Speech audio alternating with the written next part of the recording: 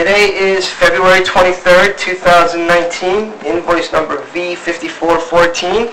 We are video scanning the living room fireplace. It is a 7x11 rectangular flue. We are approximately 20 feet tall from flue tile to flue tile. Proceeding down video scan now.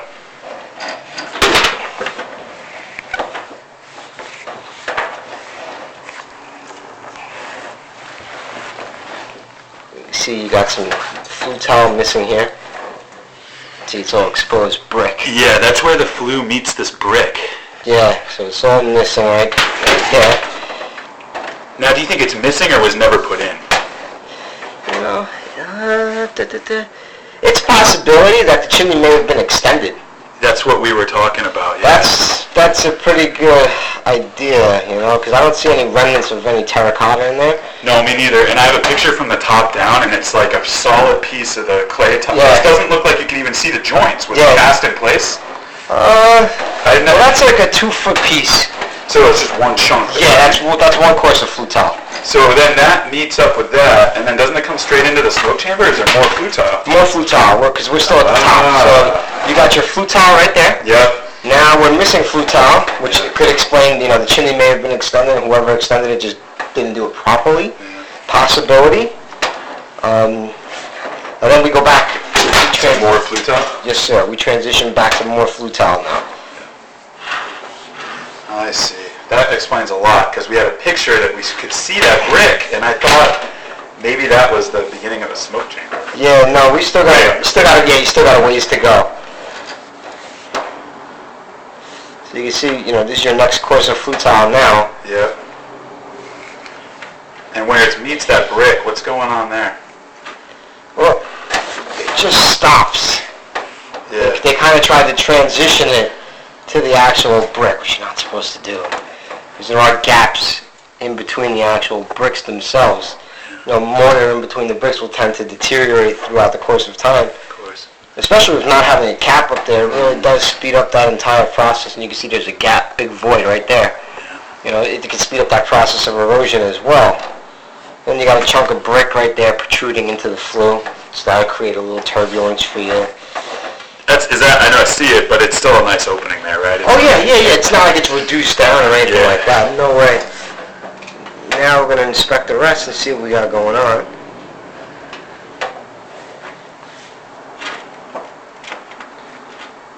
Yeah, a little bit of a gap right in here. All these courses of flue tile, they're all supposed to be symmetrical with one another. You want a nice, smooth, airtight transition. See, you got a piece of missing flue tile right there. Yeah. And there's kind of a gap right along there. Again, that's also supposed to be filled with cement. You also have a crack. If you look really good. Yeah, I can see. Right there. See? Some of it's discolored up top, but that's definitely a crack. Yeah, that one, yeah. See, there's like these discolored pieces like that. That one. You can see them up on Skype. I gotta sit my knee the other day. I just can't feel it. Yeah, that one's a crack. Okay. That big black one right there is a crack. That's a watermark. So we do have some cracks in this thing. And we do plan on capping it, of course. My father-in-law's a roofer. He's gonna do one cap for both. Multi-flue. Perfect. Right? Yeah, instead of having two little ones. It looks so much nicer. Yeah, he's just gonna come and do that right after you guys. Yeah, it looks so much nicer. Yeah. There's like some pitting there. Not too A bad. little deterioration. Back up in there. See, all this, this is a gap. Yeah. All the way across. So in that gap, there would be a chunk of mortar maybe an inch in, and that's like an inch that fell out, or is it just a complete open space? It's hard to say. It could have been an open area. It could have been mortar that was in there that possibly pushed out throughout the course of time, or it could have fell in. Hard to say exactly what they did.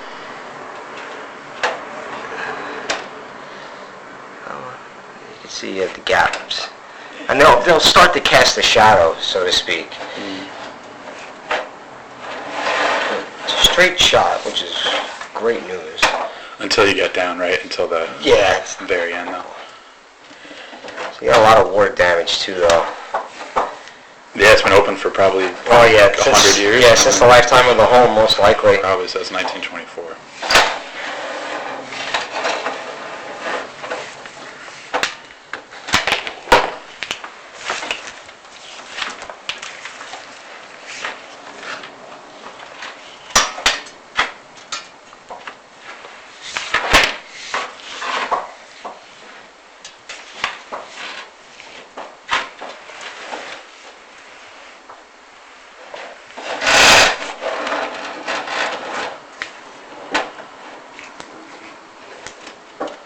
So that's where they're meeting. A little bit of a stagger. Do you think that's from shifting? No, this is the way they set it. The house shifting? Yeah, Or just the way it's set? yeah, it's the way they set it. They just didn't put a little extra love into it, you know. How old does that flue tile look? Doesn't look that bad. I mean, it's probably original to the home. Is it? Would it be? Yeah. Most definitely. Absolutely. So the fact that they even thought flue tile in 1924 is a benefit, right? I mean, Yeah. some of them are just Sometimes all it's- brick. Yeah, it's all brick, stone, and they'll just put it in there. And, Right.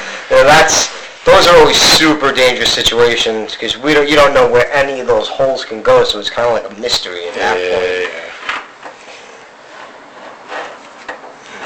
I see that. Got another stagger right there. You see? Overbite, yeah. Yeah, exactly. Exactly. And again, things of that nature will impede any airflow because it creates turbulence, believe it or not. No, yeah. And then this is what I don't like. You see how because the other side stepped over. That one stepped down. This is back in, so we don't know what's going on just on the other side of that.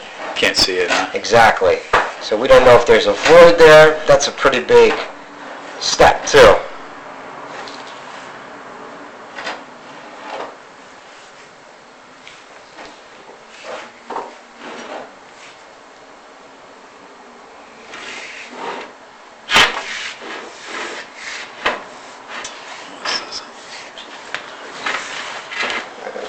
Right, we are entering the smoke chamber now, if I'm not mistaken. Yeah, it looks like it went to brick. Yep, we have entered the smoke chamber. You can see the heating flue. Right there. That's the one we identified. Right there. And Yeah. you can kind of see the chimney liner. It's in that hole, but let's see if I can get a better shot of it.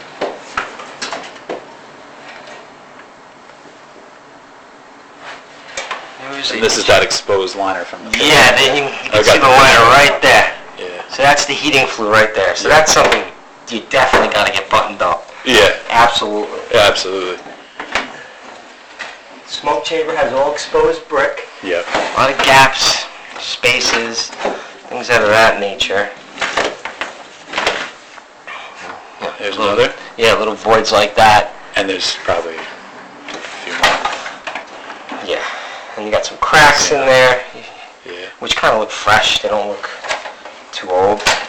But the gaps are more the alarming. Right. You know, that's the red flag stuff.